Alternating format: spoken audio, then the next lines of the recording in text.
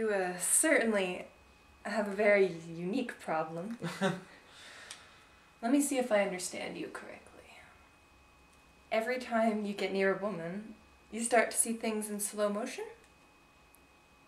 And you start to have anxiety attacks. Not every woman. Just one particular woman. Huh. What if I were just to come over here and start running my fingers through your hair? Any slow motion? No. Huh. Well, what if I just jumped right up here on top of you? Any slow motion now? Dr. Mallory, what are you doing? Don't you just want to snuggle for a bit? What kind of doctor are you? Well, I'm not really a doctor. But Ryan said... Ryan told me you were traumatized by a woman because you turned one into a lesbian or some shit like that. He said if I paid some attention to you, you might stop acting like such a weirdo. Let me guess. You're one of Ryan's ex-girlfriends or something. I wouldn't exactly say ex. We never broke up. He just hasn't returned my calls in a couple of months. I don't want to crowd him. He's so busy with his career and all. You know, it's not easy being a nuclear technician from NASA.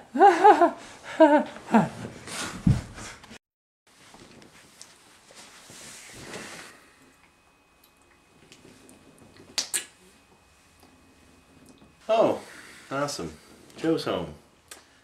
Hey Joe, how's work today? Fine. Good. This is Victoria. Hi, how you doing? So, talk to anybody special today at work? Nope. Oh. Oh, you didn't tell me how your counseling session went yesterday with Dr. Mallory. Didn't I? Well, maybe that's because she's not a doctor. Oh, but you did help. I mean, Dr. Mallory's very nice. She's not a doctor. Well, she got me over my fear of women. What? I thought you said I got you over your fear of women. You did. You did. It had grown back. It'd been so long since I felt the loving touch of a woman. Oh, Ryan. Okay, look, there's nothing to be embarrassed about. I mean, there are plenty of famous people that were much older than you before they started dating. You know, here Hitler was 33 before he even kissed a girl. How comforting. Look, maybe the counselor was a bad idea, but I'm thinking about your problem. It's so unusual, it only calls for a more unusual solution. Perhaps an analogy is in order. Say you're a rusty old hammer, and it's your dream to become a world-famous makeup artist.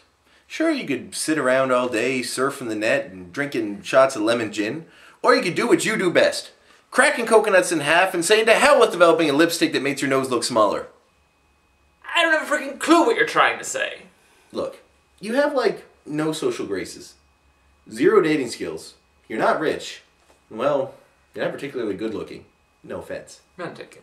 Well, the fact is, you don't really have any reason to talk to Mindy, aside from the fact that she makes you feel funny in your belly, which is what makes it so difficult. But you need an excuse to talk to her that doesn't involve saying something like, I think you're really beautiful, or nice, or I'd like to get to know you better.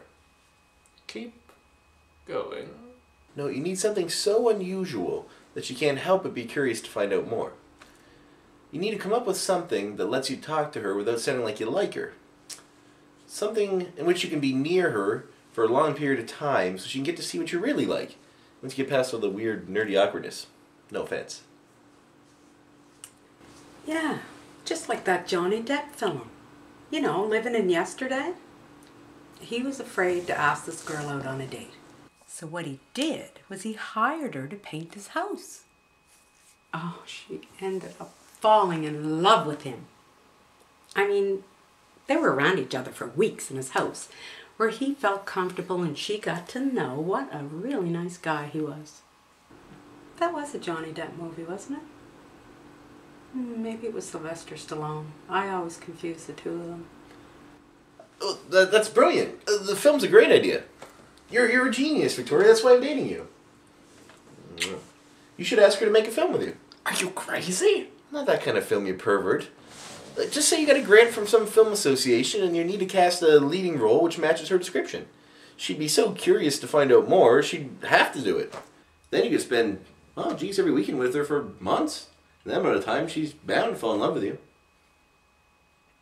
She'd never go for it. Well, offer to pay her to star in it. You want to date this girl for what, like a year? Yeah? Say, if you would have taken her out twice a week at about $50 a day?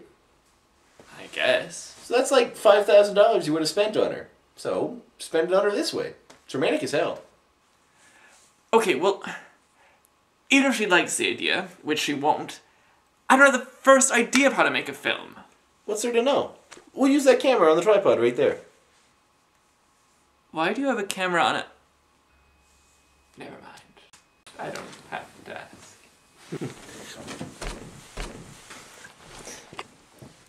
Look, I'm making a movie right now. Do something interesting. Knock it off. I'm going to call this film Lonely Loser Dies Alone. Oh, that's a bit mean. Even by my standards. See? Nothing to it. Great. The camera. That's all I need. It takes $1 million to make a movie. Sure, it takes a lot of money to make movies. But you're not making a movie about exploding buildings or high-speed chases. You're not casting Brad Pitt in the lead role. We'll just get local volunteers to act in it from town. There are plenty of actors who are willing to do it for free just so they can have experience to put on their resumes. We'll film it right here in the house. And the script? Don't worry about that. I'll help you write it. That'll take years. No. Most scripts are written in an afternoon. 2 tops. You don't know anything about writing for a film. Oh, no, you're right. You're totally right. I don't know anything about writing for a movie. But I can write a lot of random scenes. And we can just tell the actors that we're keeping the plot hush-hush so that they don't have to really know what's going on. We'll only give them the scenes that they're going to be filmed in, and that way it doesn't really have to make sense to them. Just don't give away too much. If somebody asks a lot of questions, then just fire them. Then get a new actor to play the part. You could be onto something here. Just so stupid it might work. If I can cast Minnie the lead role, I can cast myself to play opposite her. No, you doofus. She'd see right through that. Just the opposite. You direct and put her in all these romantic scenes that you would like to be in with her. Then you cast some other guy to be the Romeo and have him say all the things that you're too much of a coward to say. What a nice way of putting it. I can't believe you're talking me into this. It's gold, baby. I don't know, it doesn't feel right. Even if it works, it would be starting the relationship on a lie. I think it was Albert Einstein that said, let me make sure this is right, not only is lying in the name of love forgivable, it's logical. Can't argue with Einstein, dude. Einstein said that. Well, it's not logically impossible. Maybe it's Pauly Shore. I often get those two confused. Me too. Me too. Anyway, that's not important. The important part is that tomorrow, when Mindy's doing her 10 a.m. photocopying thing, you go straight up to her and you get yourself an actress. Meanwhile, I'll be back here writing your script. You mean making out and watching Star Trek? Helps me think. Throughout all the stars and all the galaxies, there has never been anyone I want to love as much as you. But Captain, I'm not even human. I'm gonna pretend I didn't hear that last comment.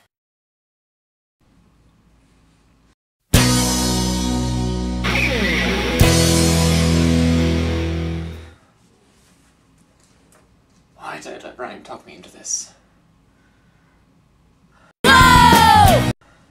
Okay.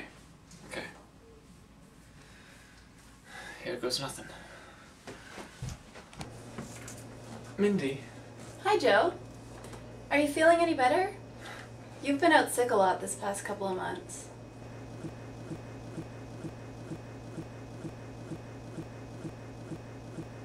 Are you okay? You look like you're hyperventilating.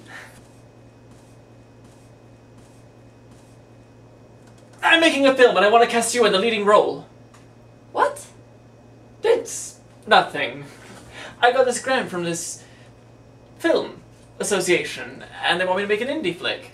I've been trying to find someone to cast in the leading role. We're going to be filming on the weekends and you've got the perfect look for the part.